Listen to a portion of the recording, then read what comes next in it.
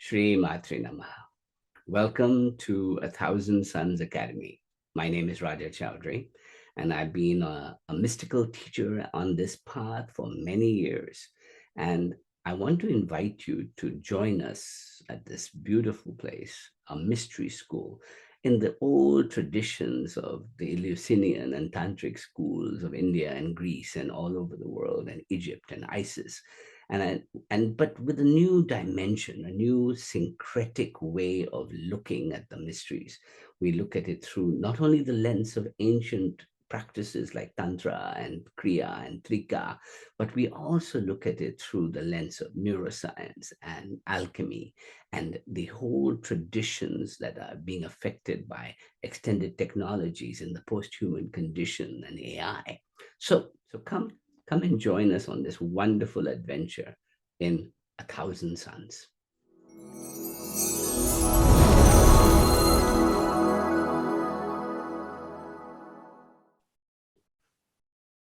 Satsang. Experiencing truth and existence completely. That's what satsang means, no? The whole purpose of doing the japas and the kriyas is to bring you to this place. That's why I say do it every day until you get the 44 days, and then it becomes wired in you. Then it's automatic. If you miss a day, who cares? You come back. Try and do it at the same time each day, and magic will happen, you know? Your awareness will increase so dramatically about the world you're living in, just by doing this half an hour practice every day. When you do Kaila Rim, it's the mother breathing with you. You're breathing in, you're breathing out. You're breathing in, you're breathing out. When you do Chandi, it is the fire lighting in you, becoming the inner fire. So one part, you light the inner fire of the mother, then you descend the grace into you, and then you open the heart. Today we did it with Om Namah Bhagavate, but you can do it with Mahalakshmi. You can do it with any of them. They all open the heart. So in the Shakti tradition, we don't say Om Namah Bhagavate, we say Om Namah Bhagavati. Right?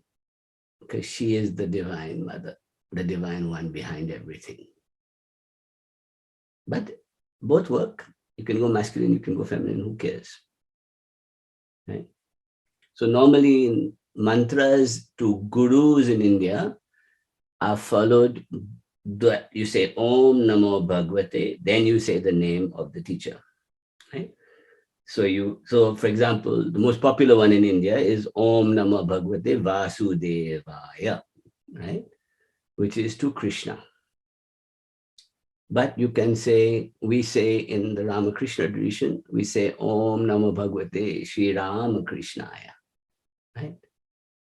You can say in the Aurobindo tradition, they created one where you say Om Namo Bhagavate Ma Shri Aravindaya. You know, you add the Ma and then the Shri Aurobindo. You know, you can say Om Namo Bhagavate anything. But Om Namo Bhagavati or Om Namah Bhagavate by itself is enough, because it is calling upon, and you will always hear it in major mantras, right? Om Namah Bhagavate Shri Matang Ishwari Sarvojana Manohari Sarva Mukha Ranjani. It's always there, right? Because it creates a channel like Om to just directly go to her. Om Namah Bhagavate, Om Namah Bhagavate, Om Namah Bhagavate.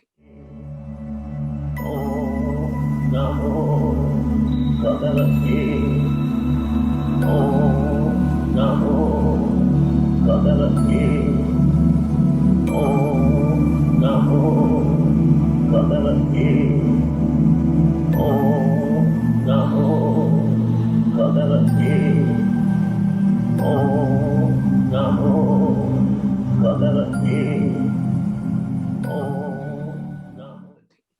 Mother was chanting it. She was 93 when she chanted that. Right? And she died 2 years later, 93. And she looked like that at 93. So that fire in the eyes was so strong, And whenever I go to Aurobindo Ashram and I sit with her, I just can't stop crying. There's something so overwhelming about, and what I love about her was that she lived completely in the world. She taught thousands of children. She built farms. She ran about 100 buildings in Aurobindo Ashram, like a whole city was run by them. She is Mira Alfaza, the mother of Sri Aurobindo, of Aurobindo Ashram in Pondicherry in India. She and Sri Aurobindo were formed. They are one of my core teachers. They lived in the 20s and 30s and 40s. She lived till 1970, and she also built a city called Auroville. And so if you go to Aurobindo Ashram or you read the mother's books or Sri Aurobindo, we have classes. Now you're on the path. Those who are new to the path, you can go and look under Ananda and Turiya. You will see classes on integral yoga, and you can study them. So there's a class called Integral Yoga, and there's a class called the Integral Path. Those two classes will teach you all about Sri Aurobindo and the mother and what they taught. So if you are new or you've not done it before, go to the library and look up the two classes in the index on Sri Aurobindo called the Integral Yoga and the Integral Path. And then we did a special class earlier last year where we looked at the Integral Path from how to talk to your higher consciousness, a whole way. And the most important thing that Sri Aurobindo and the mother taught was this idea that you are a psychic being evolving towards your own superconsciousness, right? And you can call it Tattvam Asi, like the Vedanta does, or you can call it Sadashiva, like Tantra does. You can call it Paramatma or Parashakti, as Tantra does. You can do anything. But what you're heading towards is your own highest state of consciousness, your own higher self, right? And there are stages that they marked out. The first stage is kind of the psychic being, that I am not this body, I am not this mind, I am more, I'm much more, right? I'm connected to everything around me. Then it comes to what is called the supramental mind, which is that I'm not just me, I am subtle vibrations that I can sense and feel, and these have intelligence to them. So we can call them yogis and yoginis or angels or whatever we want to call them, but they are subtle energy beings all around us who are helping us all the time, but we have to tune into them. Otherwise, they can't help us, right? The supramental beings. But ultimate state is called the supermind. And the supermind is you, but you at that non-dual perfect self, right? So this has a lot in common with the Übermensch of Nietzsche, but not exactly. This was much more a progression towards it, right?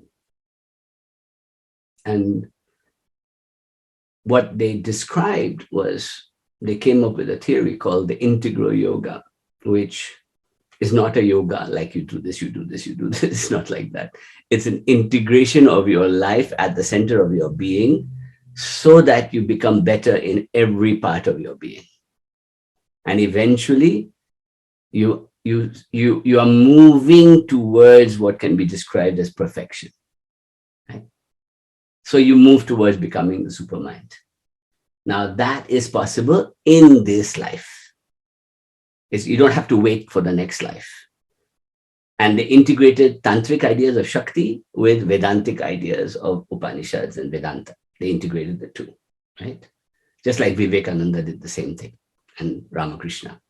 But I think they took it to a new level because Mother, Mira Alfaza, was French, and she brought the teachings of the theosophical occult type thinking, particularly one school called the Brotherhood of Luxor, right? Which was one school, which was the predecessor to a school called the Golden Dawn, right? And that led to Aleister Crowley and Western Wiccan, and all those philosophies came out of that.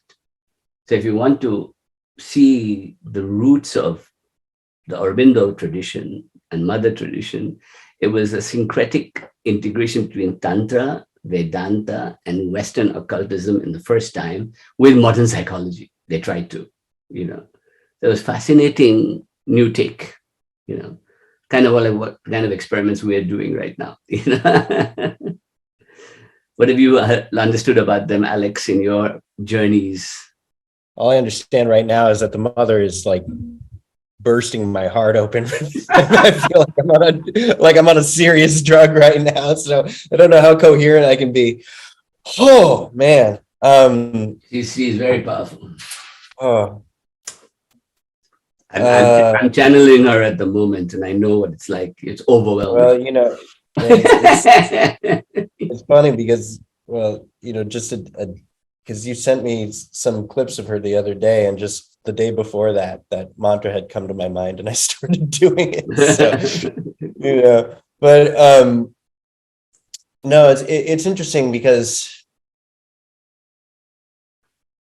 okay, one thing that's been on my mind, this is relevant to this, it's going to seem like kind of a sidetrack, but one thing that's been on my mind is this idea that maybe, you know, the things that kind of get created in culture, whether it's a new spiritual movement or whether it's a new artistic movement, whether it's a new scientific movement, a new technology, or your scientific theory, whatever, we tend to think that these are things that we have produced and created. But there's another level at which you can see it as a sort of, there's something ready in consciousness that's pulling it out, and it gets pulled out in all of these different ways. And so, I mean, I'm going to get to the integral yoga thing in a second, but one of the like little trips that I've been on for the last few weeks is thinking about quantum physics and thinking about how, you know, spiritual people have now for, you know, 20 or 30 years or more have been, you know, using quantum physics to kind of back up certain kind of spiritual concepts and say, like, look here, it proves that, you know, the yogis were onto this all along. And like, that's all cool and everything. But I've been having this idea that, you know, maybe because our way of seeing the world is just our way of seeing the world, maybe quantum physics arose because we were ready to start seeing the world in a way that quantum physics shows us. And it's not so much that quantum physics has the beat on reality as, you know, the final, like, this is what reality is. It's just our consciousness is capable of seeing it that way. So it produced quantum physics, it produced surreal art, it produced kind of depth psychology, and then the spiritual movement like integral yoga that then created this whole, you know, really cascade effect of like the new age and all of that. Yeah, so that's kind of something that I've been thinking of, and now when it really occurred to me recently, I mean, we were talking about it, that I kind of am and have always been an integral yogi without even knowing about it. So even before I learned about Sri Aurobindo and the Mother, I was already kind of attuned to see the world this way. And so it's kind of that thing that I was just talking about. It's like, how is it that I just came into the world kind of ready for this thing that just pushed the button, and then it all went, oh, okay, now here's a way of thinking about it, you know, but it was already ready. So meditating on the readiness and consciousness rather than the, like, I learned, yeah, like this influential person created this system and then it inspired me. It's like, I had no fucking contact with it whatsoever for a long time.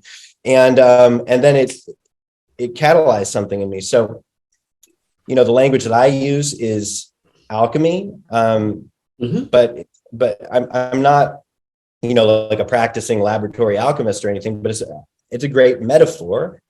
But what's really interesting about it is it shows a way that people were on to this idea for a long time before integral yoga. And you also see it in Kashmir Shaivism of that there is a progression that you can go through of waking up, of kind of getting out of the conditioned state that we take reality to be, coming to this place of like radical union beyond.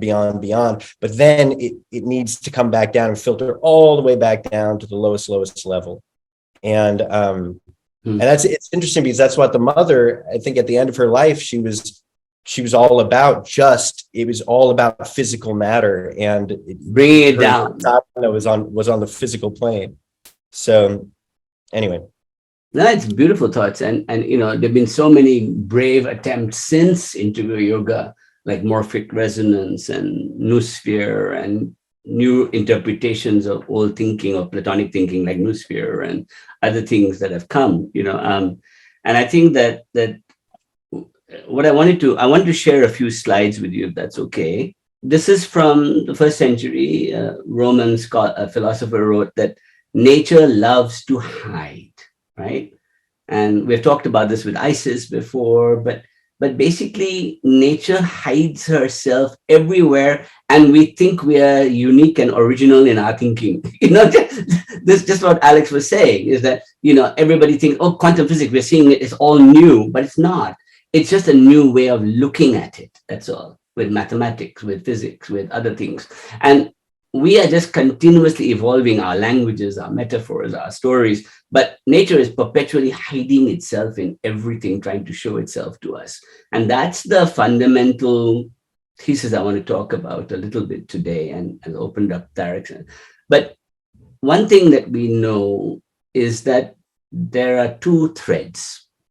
And the mother says this very much so, which is that there is that creed and dogma type of faith. The majority of history of mankind has been caught up in that, right? Church, ritual, tantra, mantra, do this, do that, light this fire, superstition. So many, these are called exoteric. These are the public face of how these mysteries show themselves to ordinary people, right? But then there's an internal path, which is we're on, this mystical school of what we're studying here, which is called the esoteric path, which is meditation, contemplation, seeing patterns where there wouldn't be normally patterns, seeing ideas that aren't there, things that are revealed to you, things that are initiated. So the words like initiation, revelation, encoded consciousness, these are words that come out of the esoteric paths, right? Experiencing the divine, right? So when you think about it, we are moving today to a world where we are trying to experience the divine in more and more profound ways, right? So for example, ancient mystery schools that we've studied here, and you can find classes on all of them, are Isis, Orpheus, Eleusinian mysteries. These have come to us for thousands of years.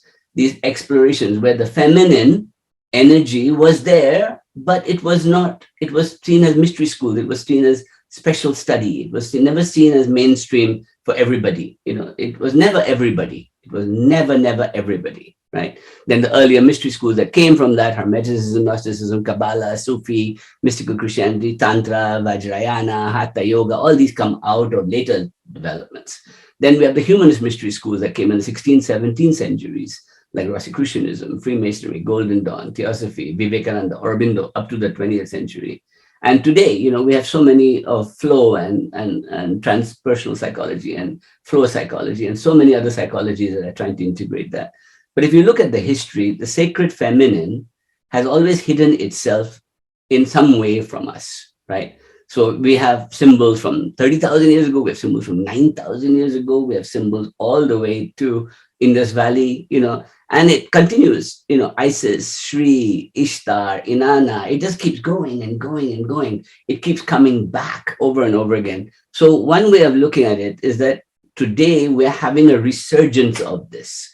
And this is shown by how many people are doing yoga or spirituality in the world today, much more than ever before, right? The estimates are anywhere between 25 and 30%, and more than 35% of Gen Xers and younger people are doing it. The millennials are doing it now, are practicing spiritual, experiential. They want to experience the mysteries. They don't want to be told about them, right? They want to experience for themselves, right? We belong to this way of thinking. which is experience the divine in yourself and then look at everything from that. This is from the Pew Research that shows that Americans are now spiritual but not religious more and more and more and more, right? This is very interesting. And I wanted to show you this map that I drew, right? So, pre-agricultural civilization, we were pantheistic, we were animistic, right? All is nature. Nature talks to us, nature is intelligent, nature is alive, nature is everywhere, right? Every rock had an intelligence, every tree had an intelligence, every place had its own intelligence. It was but with that comes superstition and ritual and practices. And by the time of the Roman and Greek periods and philosophy emerged, these rituals were getting overwhelming. You could not do this without sacrificing the goat in this way and doing this every time, everything. And people were getting a little fed up of it and were looking for more esoteric ways of explaining it. So it was declared in the 2nd century in Rome that Pan is dead, right? Pan was the nature god. Pan was nature. So nature now is no more in control. Philosophy, the death of nature, Neoplatonism then leads to Christianity, all that comes into being, right? And then we get, nearly 2,000 years of this baby, God the Father, like God is Father, and this, 3 major religions of the world are God the Father religions, Christianity, Judaism, and Islam, right? And then if you look at Zoroastrianism, it's also God the Father. If you look at the Vedic Hinduism, it's God the Father. There's God the Father everywhere for about a long time. But then in the 16th, 17th century, we get the human-centric approach starts to come. Scientism and humanism. God is dead. This is what Nietzsche declared, right? So first Pan is dead, and then God is dead. God dies a miserable death. And this is a big declaration of scientism in the 19th century and 20th century. And then in the 20th century, with the New Age and spirituality emerging, we see this idea of the psychic age, the psychological age, where you see Jung and Freud and all these amazing thinkers, the Aurobindo, that we are mind, we're all mind, right? And today we have an interesting dilemma because broadly we can categorize evolving consciousness into 2 forms. What can be called panpsychism, which is that everything is consciousness, right? And we can tune themselves into that. And the idea is of post-humanism, that we can extend ourselves into advanced states of consciousness by technology, by psychedelics, by all these amazing things we can do now, right? And I think all of you, I'm laying out a very general layout and we can discuss it, but this gives you a kind of Pan is dead to Pan is back, like in a weird and wonderful way, And so let's look at a few things about 2023, right? I just want to show you some 2023 facts. Hottest year in recorded history, right? That means we are burning up the planet right now. We're going to see massive refugee crisis. We're going to see massive water crisis. It's coming. It's here. And if we're in denial, just wait. Summer is here. You're going to see it now, right? It's going to start again, right? And this year they're predicting will be the hottest year ever again, right? This year. It's already on the Delhi in India has hit 53 Celsius, which is 115 degrees now, right? I mean, in earlier periods, people would just drop dead at that temperature. Now we're somehow living, I don't know how we're coping with that, right? And that's crazy right now. But then you look at Hollywood blockbusters, I just put down a list of 6 of the 10 big films of this year, all right, last year, right? So just have a look at this. Number 1, Barbie. Now, you might laugh and say, this is ridiculous, but this is about Shakti. This is about women's empowerment. A woman in La La Land decides that she has an identity. She comes into the real world to figure out who she is. She meets the creator and says, nah, you're not good enough, and then goes back and sorts out the world, right? Now, that's Barbie, right? Now, young girls are given a language, and at the other end of the spectrum is Eras Tour, another top 10 film, right? Which is the first woman billionaire pop star, right? First one, right? Taylor Swift, even I know all the Taylor Swift songs, grab it, 16-year-old daughter, so I know all the Taylor Swift songs. I mean, I'm a Swiftie dad. I mean, whoa, and that means that if you're a Republican and you go against Swift, you're going to lose the election. You better be careful. You have to be very careful today. Shakti power is everywhere. And then you look at these stories in between. These are all the super sellers of this year. Guardians of the Galaxy is about biological intervention on animals that lead to super consciousness, right? And how we are playing with nature. It's all about that, right? The Little Mermaid is about a girl who lives in the underworld and underwater, like Kansas, and comes out and wants to explore the world, right? And she falls in love and has to choose between love and family and water and earth. What does she do? How is she going to live, cope with that? Avatar, I mean, come on, more eco-savvy film I've not seen, right? This is all about the environment and what we're going to do to it and how we're exploiting it. Sound of Freedom is an interesting one. It's also a huge bestseller.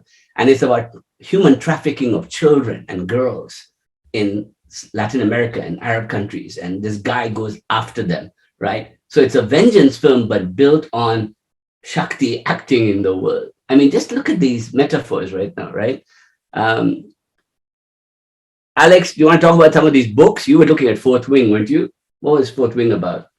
So, okay, well, I haven't actually read it yet, but I was just reading a little bit about it, and it's about from what I remember, it's about a girl who's in this like dragon school, and it's all about these people like riding dragons and fighting with dragons and trying to tame themselves to be able to work with the dragon, which is amazing because, I see Kundalini in that, and it's all, male protagonists again. And yeah. So when you look at these top 5, 6 of them, all of them are about transmutation, transformation of a young teenager into a woman or into a witch or into a wizard these are everywhere. These are millions of copies being sold of these books. Okay. Don't underestimate the power of what's going on here.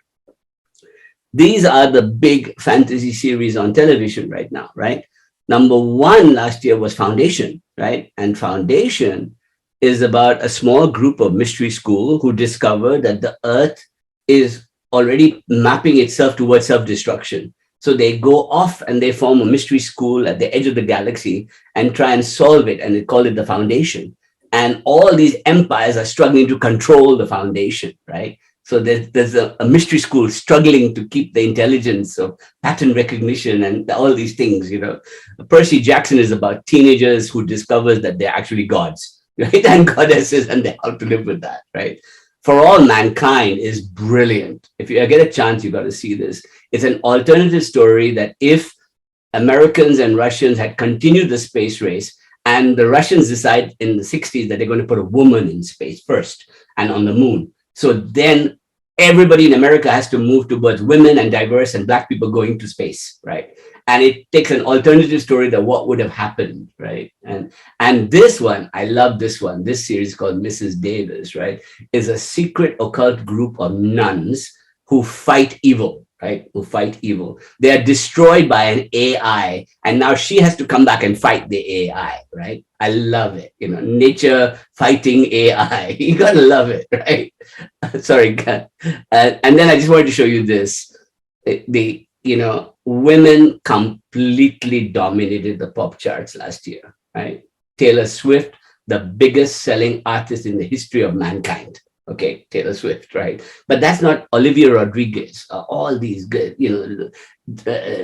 just of the top 10 worldwide, 6 are women, right? And 6 are kick-ass women, like Shaktis, right? Who have self-identity, self-esteem, self-power, I have a daughter, so I know. That's how it works, okay? So I just wanted to show you this. Why did I show you this? That we get so caught up in our spiritual conversations, right? That we got to understand, if we don't understand the world movements, how can we look at how many brilliant ideas are being integrated from the way we are talking, right, into ideas? Now, that doesn't mean that these people are, just like us. No, but they're being influenced by the books and the ideas and the conversations that we can have, right? And then they're going and writing books and making music and making films that change the world. Just the same way in the 60s and 70s, Joseph Campbell studied the Vedanta, right? And studied and wrote his books. He studied Vedanta with the people in New York, the Ramakrishna Mission people. Then that led to A Hero with 1,000 Faces, that then George Lucas reads and makes Star Wars, right? So what I'm trying to say here is that Shakti, Hermeticism, alchemy, all these theories, we don't see them, but they affect everything,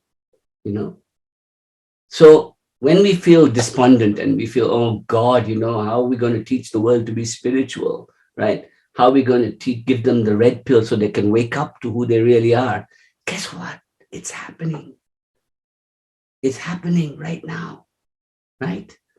And only through the movies and through the pop culture and through the things can we percolate this thing. It's the equivalent of giving the entire planet acid. If you want to put them all on acid in one go, best through the media. Like through the media. This is why I am so hopeful. Does that make sense? This is why it's so exciting for me, because it just shows us that if we get caught up in just being spiritual, we're fucked, right?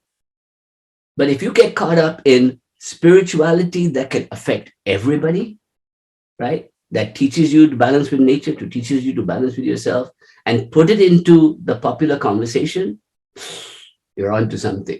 One of the things that we learn from this work, especially the teachings of Tantra and Vivekananda and Aurobindo, is that there is not going to be one great moment when everybody will wake up, right? Or the world will end. It's not going to happen. Okay. People in 1960 thought the world would end. It didn't end. People in 1890 thought the world would end. 99, it would end. It didn't end. Nothing ever ends. It just keeps going, right? But there seems to be, and this is the great esoteric positivism I want to put out there. There seems to be an evolution of consciousness that occurs within small groups of people throughout history. And this triggers and affects the society at large. We have backward regressions all the time, but there's a continuous movement towards more wisdom, more light, more. And if you map it over 2,000, 3,000, 4,000 years, yes, world wars, chaos, climate change, yeah. But a kind of thread of continuous evolution of consciousness does appear to be happening, right? So all I can offer you, and this is the big stoic, non-stoic promise here, right? Because stoic is true that I'm only responsible for my own response to things. That's the stoic approach, right? The tantric approach is slightly different, and Alex will talk about this now, which is that the tantric approach says, or the alchemical approach says, yes, I am responsible for my own consciousness, so I must wake up, right? But guess what? The tantric and the alchemists believe you can bend reality. You don't have to accept things as they are. You can actually bend things a little bit. Right, Alex? What do you think? In thinking of the inside is the outside is the inside. That's really the teaching of as above, so below, right? The ability to see that this phenomenon out here, like let's take the internet and AI, right? It's very easy to see all the ways they're fucking everything up and are gonna fuck things up, and then it's also, you can see all of the beautiful things that they enable. And so then you get the people who are like cheerleaders, and then you get the people who are, naysayers, doomsdayers, and all of that. And really it's all of it, right? But something that I see with this evolutionary thing like you're talking about, I think the way that we tend to look at the big sweeping things that we experience in culture and our lives, it's always too simplistic, right? We have the little bit of a model that we have based on prior experience that becomes the template through which we digest new things. And so we see patterns based on old experiences, right? And that works to a certain extent. I mean, it does help us to kind of put information together more quickly. I mean, think about the idea of trauma as an adaptive response, right? Our nervous systems are wired to basically flood themselves with the exact right chemicals during a traumatic situation that will increase our neuroplasticity and intensify our focus, so that we really learn from this situation to recognize it any other time that it comes. And so from now on in the future, we're going to recognize, before we even have a chance to register it consciously, we're going to have recognized the pattern and responded, right?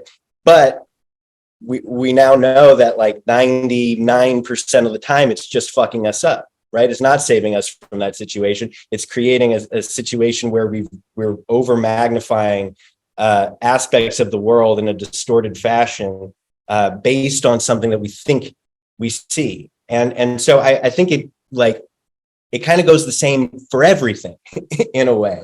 And so if we take something like, I've been thinking about the archetypes in pop culture and everything, and especially through the internet and AI, and that film Everything Everywhere All at Once, right? A great Shakti film, right? But this whole idea of the multiverse, it didn't hit my box office requirements. So sorry about that. It didn't, I was looking at box office, big box. Sure. Office. But then you got like you got like Doctor Strange in the Multiverse, which is kind of all over the place. But that was 3 years ago. That was 5 years ago. Man, that's a long time. No. It was like 2 years ago. No, 5. 5. Oh, the multiverse. Yes, 2 years. Multiverse. The multiverse. Yeah. 5, 2 years ago. But anyway, but just the fact that these things are out there, right? That people are talking about the multiverse, or and really you can think we're already experiencing that to a certain extent through the internet and through AI and alternative facts. And so I've been thinking about the fact that, okay, what's the really terrifying thing about AI that, like you've all Noah Harari is talking about, and people of like, it's already happening, but give it a few years and these feedback loops are going to be so ingrained into culture. We don't even see the way that we are being manipulated, that all of our emotional chains are being yanked, that narratives are being created out of all of this material and then spun on each other in this exponential way that just it feeds back on us, creates our own thing where we don't even know what happened. So yeah, you can be terrified about that, or you can think, what evolutionary purpose does this serve? And I think that everything can serve an evolutionary purpose. And so if you think about, because honestly, if we're being honest, it is going to get to the point, it kind of already feels like it's getting to the point where it's not like facts don't matter, but we're not going to be able to rely on facts as a whole world to ground us in a basis of truth and reality anymore. I mean, I think we're already over that cliff, So instead of lamenting that, and instead of going, hashtag resist and like all of that, it's like, well, where's it taking us to in ourselves? I think that it opens the opportunity for some people to see that I need to find a center within that radiates out into my immediate environment and take it from there and be able to see, where am I now? Who am I with now? And, all of us know very grown-up people with same problems, including ourselves, right? Yeah. The stories we tell ourselves are, especially in this age, of political dysfunction, climate change, so much stuff. That's what I was trying to show you, was that the stories we tell ourselves are normally tending towards trauma no matter what we do, right? We're trained to be traumatized, in a way all the time, and I think that what this work does, and this is essential for the mystery in your life, is to just pause for a second and say, what's going on? Am I observing this moment? Am I really here? Or am I so immersed in this crap that I can't get out of the storytelling? And I think that perpetual return to center, to return to who you are over and over again, like we did today in meditation, is the key to that observation that will lead you to your own realization. One of the things that I find is that, and I say this over and over again to everybody, is that you are only responsible for your own enlightenment, right? That's it. Now, by you having even a little bit of enlightenment, you will help other people. You won't even know why, right? You will help other people. They'll just want to be around you. They don't know why. They'll feel calmer around you. They'll feel more relaxed around you. They'll ask you questions that you wouldn't have normally been asked. And they would probably ask you, what is it you do that helps you do all this? They'll be curious. Then you can teach. Then you can share, But until they come to drink the Kool-Aid, you're not going to force anybody anything. All you're responsible for is your own awakening, right? And guess what? You're not going to save everybody. You're not even saved yourself yet. And you want to go save the whole world? Hello? Let's save ourselves first.